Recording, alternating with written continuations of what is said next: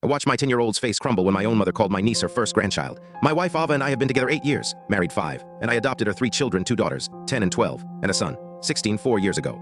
They call me Mom, and I've lived every bedtime story, school drop-off, and PTA meeting as if they were my own. My brother Ivan just welcomed a baby girl, and the whole family gathered at his house. My parents arrived with gifts, and when they saw the toys, my mom proudly announced, "She's our first grandchild, so we're going to spoil her." My youngest daughter's eyes filled with hurt, and my older kids looked equally stunned. Sarah, Ivan's fiancée, tried to correct her, saying first grandbaby. But my dad shook his head and insisted the niece was their first grandchild. When I asked why they wouldn't see my kids as their grandchildren, my mom replied bluntly that they couldn't be because the kids weren't biologically mine. I couldn't let my children sit there listening to that. I ushered my son to the car with his sisters, then confronted my parents. Their answer was the same: they're not our grandchildren, they're not our blood. Thanksgiving was supposed to be at our house this year, but I told my parents that if they couldn't accept my kids as family, they could host their own dinner with a real family. I left before they could argue further. My brother was angry, saying I overreacted, and my mom texted, insisting she loved the kids but still didn't consider them grandchildren. I haven't replied.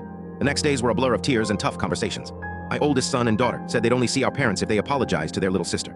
My 10-year-old, who has known my parents as her grandparents, was devastated. I called my dad, explained how his words had wounded my children, and asked for an apology. He refused, insisting the truth couldn't change. I hung up. In the end, Ava and I decided to host Thanksgiving without my parents. We told our kids they are our children, loved and protected, no matter the DNA. My brother's baby will still have a holiday with aunts and cousins, and we're grateful for Sarah's kindness. Sometimes love means drawing a line, even when it cuts the people who raised you. This Thanksgiving, my family will sit together, and the only grandparents at our table will be the ones who truly love every child in it.